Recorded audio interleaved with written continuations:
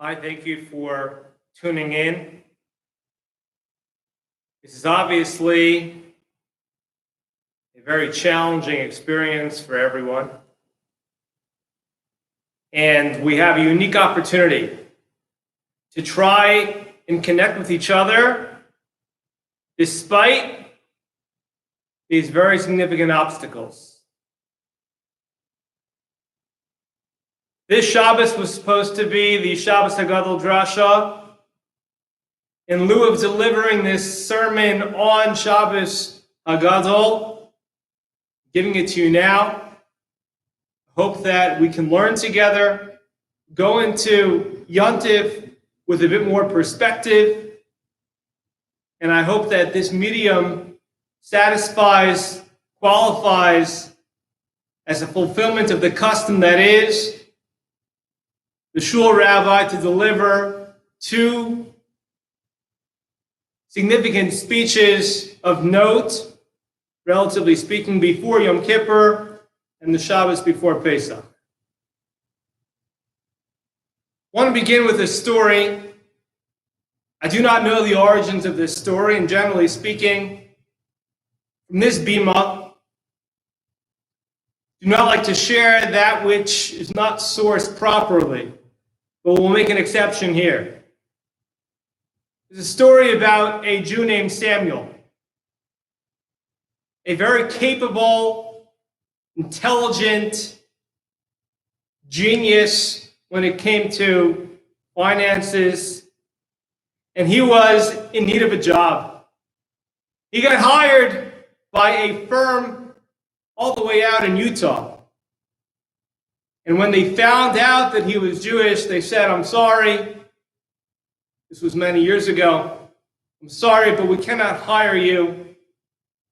We can't hire a Jew." So the president called Samuel, and he explained that situation, and he elaborated, and they said, "Well, you could convert." So Samuel needed the money really badly. He went home, he told his wife that they're going to have to start going to services on Sunday. A few months go by and his wife's not happy, he's not happy. He goes back to the president of the firm in Utah and says, "Look, it's just not working out. We miss the holidays too much, and my guilt is too strong. So I'm sorry, no matter what the money is, can't go on like this."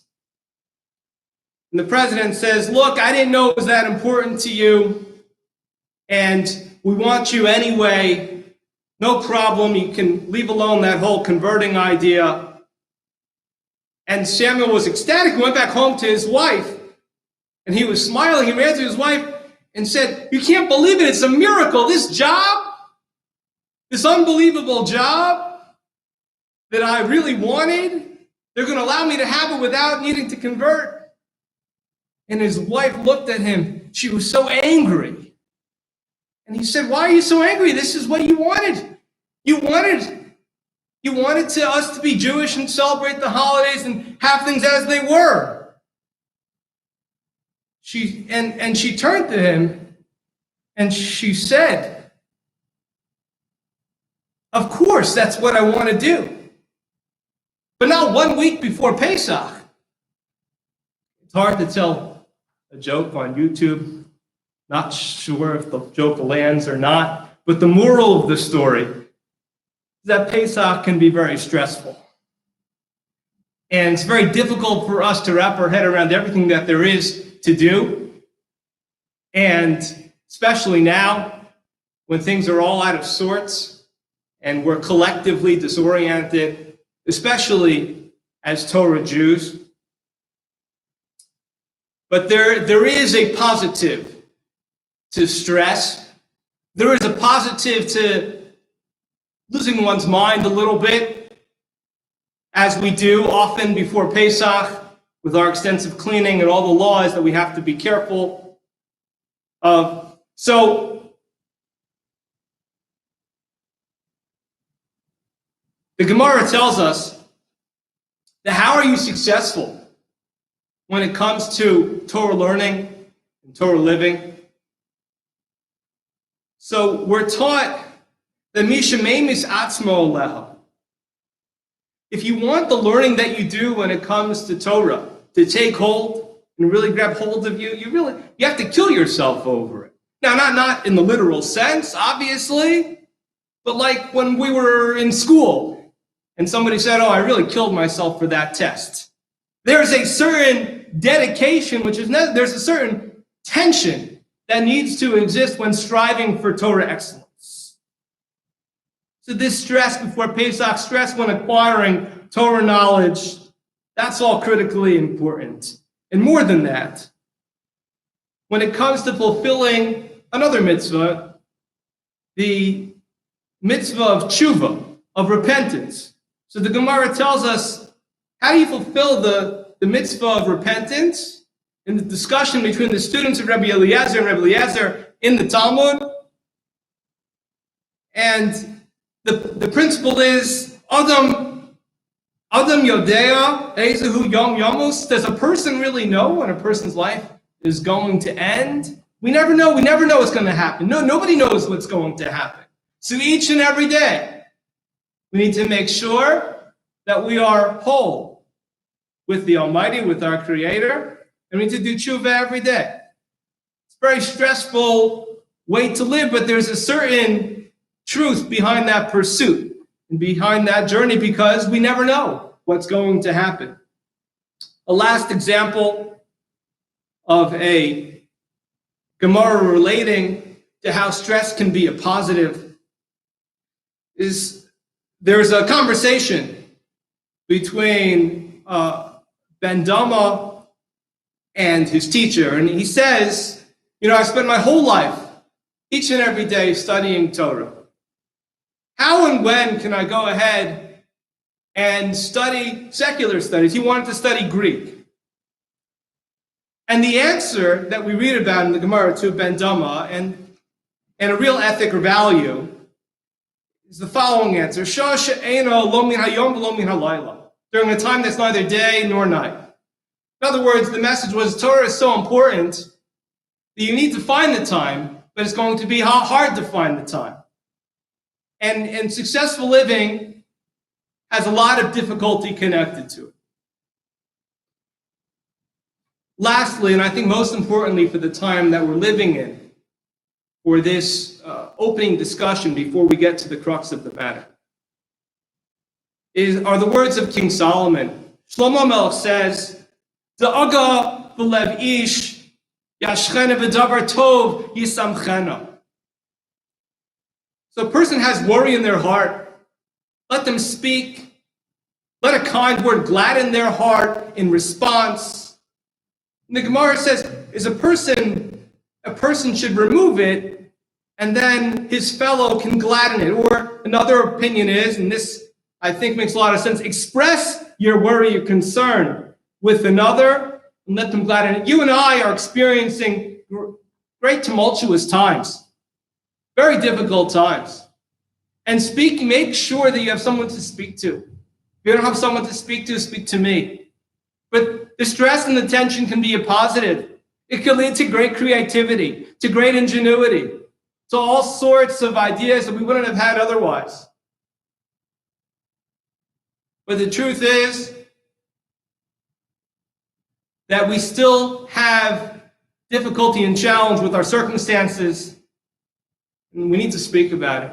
Call me, call your friends in the congregation, speak to a family member, whatever it is. But follow the words of Shlomo Melech that there is going to be worry. That's a fact. Speak about it and make sure that you have someone or something that can gladden you accordingly. All of that was just a means to an end of really beginning this year's Shabbos HaGadol drasha. There's a tradition that the great drasha before Pesach is given by the rabbi of the community, the rabbi of the shul, and he makes sure, and there's a tradition that there are two parts. There's a part of philosophy, and there's a part of halacha. And what I learned, what I was taught, is that the philosophy, the hashkafa flows from the Jewish law, from the halacha. And this year, what I would like to discuss, with thanks to my chaver, my colleague, Rabbi Robinson, is an unbelievable Shari Tshuva. We'll say more about him down the road. In the laws of Pesach, Hilchos Pesach. And the halakhic issue goes like this. The Beit Yehuda, Rabbi Yehuda ben Yitzchak, Ayash, was one of the luminaries of his time, living in Algeria, and really was looked at around the Mediterranean and in Europe as having one of the great minds of his generation. And he authored a responsa known as the Beit Yehuda. And the Beit Yehuda, like some other responsa, perhaps deal with questions and issues that are artificially generated by the author. And maybe this was a question that he wanted to deal with, regardless of whether it actually happened or not. I'm not sure. Most responsa are exactly that, responses to a situation that requires practical halachic guidance. So the following issue is brought to the fore.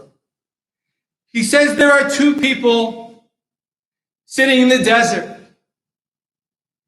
and all they have for Pesach is one kezias, one olive-sized amount of matzah.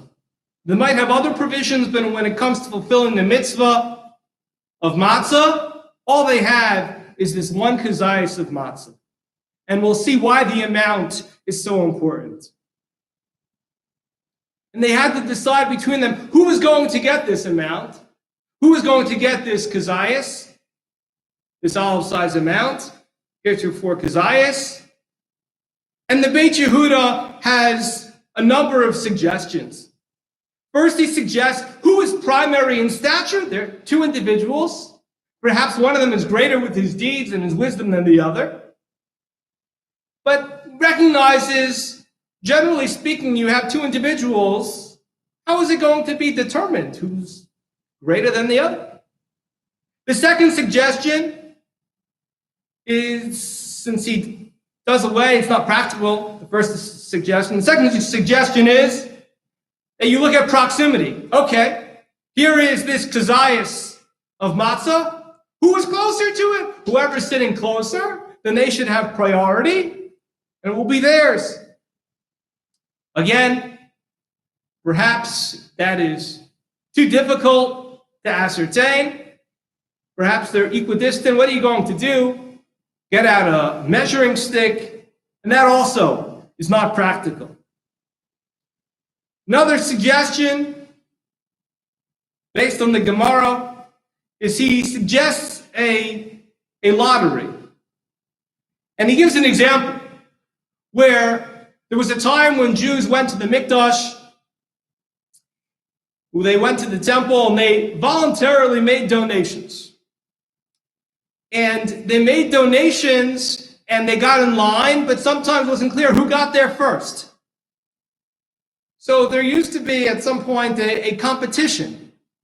And they realized that that wasn't very practical, whoever was going to get there first. So they wanted to appoint somebody to choose them. And how would they go ahead and do that? Often, they resorted to a lottery. Now, we'll come back to this discussion later on. Ultimately, interestingly, and controversially, Beis Yehuda concludes that whoever gets around to having it first, so then that individual will have the matzah that night, and the other partner, traveling companion, will not have it. Now, we have to step back for a second, because the obvious question is, why not just split it in half? And the answer is that the Code of Jewish Law, the Shulchan Aruch, the reason why our tradition looks like it does, because of Rabbi Yosef Karo, rules for us, based on the oral tradition, that you need to have a kezias. Why do you need to have a kezias? Because the Gemara says that anything less than a kazayas is not called eating. Anything less than a kazayas is not called a piece of food. And certainly, if it's incumbent upon us to have a piece of matzah, it needs to be big enough to have a piece of matzah. If you're just going to eat a crumb, then that's not eating. Now, the Gemara says, and this is where it gets interesting, that when it comes to something prohibited, chatzi shir, asr min haTorah. There are different opinions, but we're talking about a biblical commandment. That's the context. A prohibited act of eating. And there are different opinions. And when you have a biblical commandment that's at stake, you rule more strictly. And therefore, it seems like chatzi shir, less than a kazayas, is prohibited, which means that's a real action, which means on some level it's a real consumption, which will be relevant for our discussion in a few moments. Okay. The Shpus Yaakov, of Yaakov Reicher, who lived in Prague, and he lived in the 1700s, of Ashkenazi origins. So he says that, look, we know that less than a kazayas is not matzah for the reasons that we just discussed. And this is what he says that's so critical. He says, Mi she'ein lo rak pachas mikazayas, if you are in a situation where you do not have a kazayas, nearly, it appears to me, ein kan chayav, there's no obligation, there's no chiyuv. Ein kan chayav klal, he says. So, in other words, if we put our thinking caps on, the co-owners of this kazayas of matzah, neither of them has the requisite amount. And so the suggestion of the Shpus Yaakov is that there is no obligation. So if you don't have an obligation, then that solves our issue. One doesn't have to give to the other. And if they both own this one kazayas, then certainly they each own less than a kazayas. And this legal, theoretical discussion is now moot because neither of them has a kazayas in the first place. Another approach to this issue is by the Chida. The Chida, Chaim Yosef David Ozulai, very famous rabbinic family, also lived in the 1700s, so this must have been a hot topic. A couple hundred years ago, a few hundred years ago. So he says, look at the Gemara. The Gemara says that there's liability when it comes to consuming that which is prohibited, even if it's less than a kazayas. If there is a prohibition, if there is a liability, then certainly there's a fulfillment if you have less than a kazayas in the positive. If we rule that there are consequences for a negative consumption, then certainly, he says, kal v'chomer, we should rule and understand that there is something to be gained in the positive with the consumption of matzah. And that's his reasoning, that's his logic. And so we're back where we're started. What should these two individuals do? All they have is one kazayas for the both of them. So the Sha'arei Tshuva, who really added a lot of color to this whole discussion, anybody who wants to study the Sha'arei Tshuva, it's one of the most interesting sources within the Sha'arei Tshuva, who's one of the top 5 commentators on the Shulchan Aruch, Rabbi Margolios. So, Rabbi Chaim Mordechai Margolios, so he takes exception as well. And his approach is quite extensive. We'll just take a piece of it. And he explains that there's another factor, there's another variable, which is that is the traveling companion, either one of them, are they allowed to give up on the opportunity to fulfill a mitzvah? Are they allowed to give up this ability that presents itself only on this time on the calendar? Is it permissible to have a mitzvah opportunity and to bypass it? To throw it to the side? No, I don't need it, you take it. Is that allowed? And if it's not allowed, then is the other individual allowed to take it from his friend? It's like it's stealing. It's fulfilling a mitzvah by violating a negative commandment. So, it's still wrong for any one of them to eat the whole kazayas and to achieve this high-level mitzvah of eating matzah because he's taking something that was not his. So we still have to come to a resolution. The Beis Halevi, the great-grandfather of Rav Soloveitchik, and the leader of the Soloveitchik rabbinic dynasty. So he explains in a very important piece that, the mitzvah of matzah is different. He says there is a Gemara where there is a discussion about people partnering up, Kohanim partnering up within the Beis HaMikdash and consuming the offering. But he says the night of Pesach is different. He said there when it comes to the Beis HaMikdash and in the temple, the Kohanim, each having less than a kazayas, the obligation, the object there, is to make sure that it's wholly consumed, that there's nothing left over, that it gets treated with respect.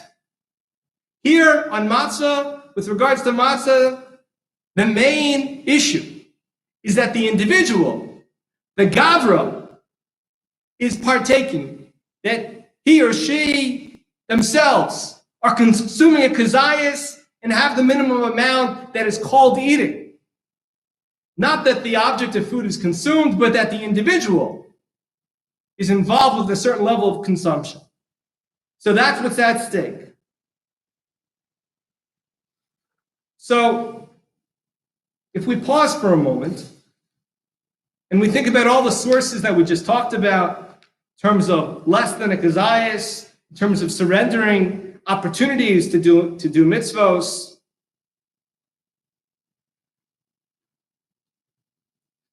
so what are all the different variables? Where do we lead to? Certainly when it comes to life itself, and not just the mitzvah. We know that Rabbi Akiva has a teaching. And he says that if you have a little bit of water, again with this hypothetical situation, and you're traveling with a companion in the desert, and you have the amount that's needed to survive, any less than that, then both of you will perish.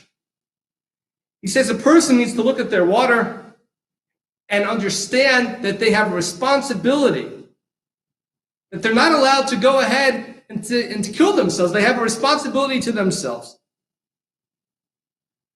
And that's what Rabbi Akiva says. Now, the Shari Tshuva takes a look at Rabbi Akiva's ruling, and he says this is not comparable. We're talking about a mitzvah. But then he says that Yaakov Avinu, our patriarch, had a choice. Either Esau was going to get the birthright, or he was going to get the birthright. And there was an act of treachery involved, the Shari Tshuva explains, in which Yaakov usurped his brother. And what does that tell us about that which is not our physical existence? That there's something to be gained, and you can't just give it up. And we're trying to heighten the question, intensify the question. You only have one kazai, so you have two people. And based on the story of Yaakov, it's not so simple just to give away your mitzvah opportunity. And this is, again, a legal theoretical discussion to talk about an issue within the laws of Pesach, but there's a lot that comes out of it, as we'll see. Shulchan Aruch of Yosef Karo has seemingly disconnected ruling. And he explains that a prayer leader, a chazan, is not allowed to force himself into the position of chazan. If there are two people who want to be chazan, he can't subvert the other. He cannot do anything underhand. So much so, if they fight for the opportunity to be chazan, the ruling is that you're not allowed to say amen when they lead the davening and say brachos. And so you see that even if somebody had in mind saying, look, my life comes first, my mitzvah opportunity comes first, I'm going to take that chazayas of matzah, there's a principle that comes out of this, that you cannot get value from mitzvah performance if you act in an unethical or immoral manner. Doesn't work, the mitzvah has no value, you haven't accomplished anything. So, there's another source from the Michtam LeDavid that I wanted to share, again from the 1700s. And he enters into this conversation the fact that if you look at a different Talmudic rule, there's a rule of kavod habrios, honoring God's creation and honoring specifically our fellow human beings. And there's an example given in which this supersedes any mitzvahs lotasa, a negative commandment. And certainly, he says, respect and fellowship would certainly be a priority over a mitzvah aseh, over a positive commandment.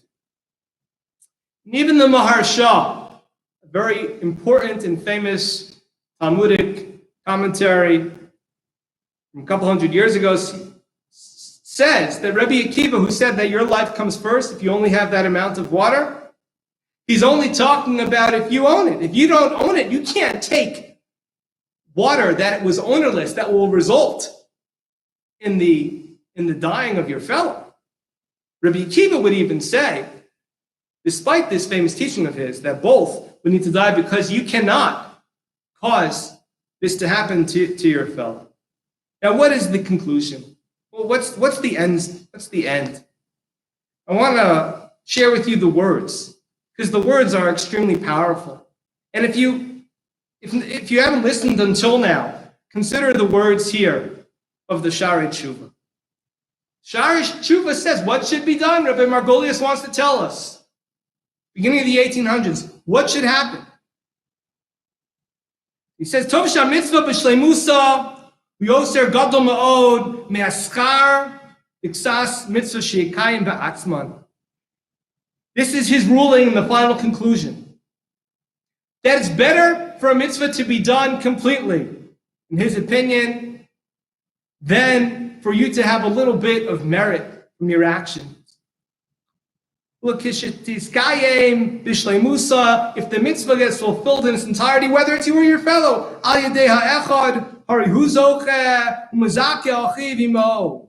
you become worthy along with him, even though you could have had this matzah, but you gave it to your fellow so that the kazayas could be had and that somebody could fulfill the mitzvah properly. It's not like you've surrendered. Because he says what you need to do is you need to draw lots, which is the practical conclusion. And then whoever draws the lot and wins, then the lottery decided, not you. You haven't surrendered or given up on anything. You haven't lost anything because your decision with your fellow to engage in this high-stakes lottery for matzah resulted in the mitzvah being fulfilled in its ideal fashion. And that's how we conclude. This is the end, the halachic section. But I think it's important to understand what the message is for all of us, for our shul, and for these times. Yaakov was desperate to marry Rachel. And as the story goes, he worked hard. 7 years. He was able to get Rachel's hand in marriage, and Lavan was ready to make a wedding. And sure enough, after the wedding took place, as we know, Lavan switched the brides. And indeed, he put Leah in the room to consummate the marriage with Yaakov and not Rachel. But Rachel and Yaakov were ready. They had a plan. They were going to have a sign that only the two of them would know, in order to make sure that Lavan didn't do anything like this. Rachel did not want to embarrass her sister. She gave her the sign. So the Medrash tells us that this act of courage, this act of selflessness, was something which reverberated for generations forever. The Almighty saw what Rachel did in order not to embarrass her sister, and he never forgot it. And we're told that the Jewish people wallow in their misery outside of Israel and the diaspora, and all these terrible things are happening to us throughout the years. And the Medrash says that patriarch after patriarch and leader after leader and the matriarchs, they all go to Hashem and say, Hashem, please, this is our offspring. Please rescue them from the despair that is this great exile. But only one of them was able to get through to God. Rachel recounts to the Almighty and says to the Almighty, I did a kindness for my sister. I was not jealous of her. I did not expose her to shame. I, a creature of flesh and blood, formed of dust and ashes, was not envious of my rival, did not expose her to shame and contempt. Why should you, King, eternal King, who are merciful, be jealous of idolatry and betrayal in which there is no reality of this worship that the people are in? And why exile them? Why have them be at the mercy of their enemies? And indeed, the enemies act with free rein. At that moment, the mercy of the Holy One of HaKadosh Baruch Hu was stirred. And he says, for the sake of Rachel Imenu, the matriarch, I will restore the people of Israel to their place. How does redemption happen? In this Medrash, it happens through acts of kindness, of high examples of chesed and selfless living. There's a Gemara. The Gemara says in Kiddushin, Tractate Kiddushin, that it fails to understand the pasuk in the Torah.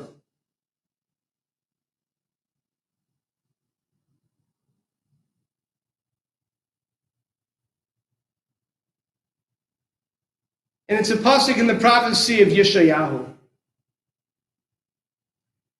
And Yeshayahu says, Tzadik ki tov, yipruma alehem yochlu. The Gemara wants to know, what is Tzadik ki tov? Aren't all Tzadik means a righteous person. Aren't all tzaddikim good? What does it mean, ki tov? And indeed, and the Gemara says, does such a thing exist? A righteous person that's not good? The Gemara answers, yes. Tov l'shamayim l'brios. Zehud tzadik tov. Somebody who's good to the Almighty and good to his fellow. And somebody who's good to the Almighty, not good to his fellow, is not a tzadik tov. And the Rosh Rabbeinu Asher, no relation to the Asher family. One of the Rishonim In the 1300s, he explains, HaKadosh Baruch Hu chafetz yoser b'mitzvos sheyaseh behem gam ratzon habrios b'mitzvos shbein adam l'konu. More so than mitzvos performed between one and his or her maker, the Almighty desires mitzvos, so says Rabbeinu Asher, based on this Gemara and Kiddushin, based on the prophet Yeshayahu, if the Almighty desires acts that go in accordance with his will and the will of your fellow. And that brings us to our concluding source of this Shabbos HaGadol drasha. Rav Soloveitchik has a very significant question. He says, when you and I are sitting down on Wednesday night and we're going through the Haggadah and we get to Magid, we say the words in Halach Ma'anya, Kol dich ven yeseh v'yechol. Anybody who's hungry, let them come and eat. Anybody who's famished, let them come and partake. Except for one place, a Gemara on page 20b in Tanis. There was a great and pious sage, Rav Huna, and it was said about him in the Gemara in Tanis that anytime he would sit down to eat, before he could sit down, he would go out to the front door and call out to anyone who could hear him. Kol dich ven yeseh v'yechol. He couldn't eat unless he invited everybody to his table. Anybody who's hungry, let them come and eat. And Rav Soloveitchik says, what does this have to do with Pesach? The Gemara is talking about Kol dich ven yeseh v'yechol of Rav Huna every day of the year. What does this have to do with Pesach? Rav Yasher Ber Zatzal, the great American rabbinic luminary, answers the reason why we do it on Pesach. Because if we want to celebrate our freedom, if we want to express our freedom, we want to fulfill the commandment to let ourselves be seen and presented as a free man or a free woman, then we have to share what we have. A slave cannot share their meager rations. Somebody who's in bondage cannot fulfill their freedom by inviting others to partake. You want to exhibit freedom? If we want to exhibit freedom, then we have to share what we have with others. Kol dich ven yeseh v'yechol, let all who come, let them come in. It's not about practically feeding them. It's about expressing our freedom and understanding there is no freedom if we are tied to our resources to the extent that we cannot share a piece of bread, a piece of matzah. In Rav Huna's case, a piece of bread, which is why the question was asked by Rav Soloveitchik.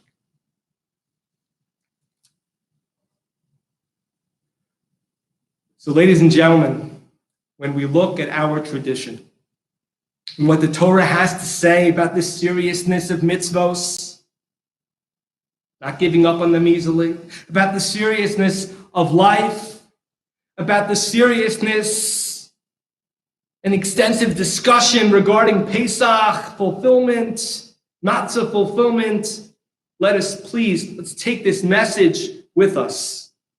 Let's take the message of the Shari Tshuva, Rabbi Margolios, the Ukrainian rabbinic luminary from centuries ago, and remember his meaningful words. That when someone is zoche muzakeh achiv, that when somebody merits and is able to help his brother merit, his fellow merit, and somebody's causing merit to others, imo, he or she is with them. Ein zektim mevaser, it's not like we're being mevaser, sacrificing or forfeiting. Heaven forfend that it should even enter our mind in this context, that one's giving up the value of a mitzvah by giving up his or her matzah. By proceeding with drawing lots, as was the conclusion, over a kazayas. But for me and you right now, during this matzav, during this situation, for our shul, for our community, for communities all over the world, what's at stake is much more significant. Much more significant. Sure, Surely we are giving our sanity. We're giving our savings. Many are giving our entire daily lives and placing them on hold. For the shul right now, our primary functions, there's no Torah reading, there's no minyan, there's no congregating, no socializing, no interpersonal, emotional, and spiritual reinforcement with our Shabbos get-togethers. And it's possible, maybe there's a city out there, I don't believe it, but maybe there's a city out there that in the end won't be impacted by the virus. And you know what? It doesn't matter. It doesn't matter because we taught the world the value of human life, whether it's desecrating Shabbos for life, saving the birth mother's life, if necessary, calling out in peace before going to a battle. We could fill in this blank with thousands of examples. Let it be ingrained within our souls that we value human life. For even one human life, for even one life, we'll do whatever it takes to preserve the Almighty's top creation. Let us go into the holiday, into Pesach, into the Seder with Rav Yasher Ber Soloveitchik's ringing words that if we want to be free, if we truly want to be free and experience the freedom of Pesach and the freedom of our ancestors, we must exemplify and act out on the Seder night our presentation of our emancipation. We must let it be known. Like Rav Huna, stepping outside and crying out in his freedom, Kol dich ben Yosef Yechol, Kol dich ben Yosef Yechol, all who are hungry, all who are in need, come and eat. It's not a charity. It's a way of life. Our Torah is telling us freedom to what end? Freedom is defined by what it is not. Were we to be slaves without intervention, then there's no chance of sharing whatever little bread or provisions we had. So don't let anyone say, no one ought to tell us that our shul is closed. Our shul is not closed. The building may be closed, but our shul has never been more open. We have extraordinary selfless actions. We are doing our part and then some to preserve human life. The shul is not a place. The shul is a mentality. The shul exists to enrich human life and, if necessary, grant life. The Almighty has called on us to protect our neighbors. We might be physically disconnected, but every moment we stay home, we add to the momentum of what we've been called on to do. We're adding to the culture of fighting a deadly pandemic. What a profound connection. So now let us focus on freedom. Freedom means to give. Let us focus on the concept of giving, for gifting means not to diminish and lessen one's resources, but to add to one's larger self. Yehi Ratzon, may it be Hashem's will that the Almighty sees our pain at having to disconnect in order to connect even more strongly in the near future. That the Almighty sees and hears our increased learning and prayers. And that all the cries of all the victims and their families get heard, like the tears of Rachel Imenu and the tears of our ancestors in Mitzrayim and Egypt, so that we might yet again arrive as one. In mass, not just to the Western Wall, to the Kotel, but to a rebuilt and glorious Beis HaMikdash in Yerushalayim, your HaKodesh. Thank you. Have kosher b'sameach.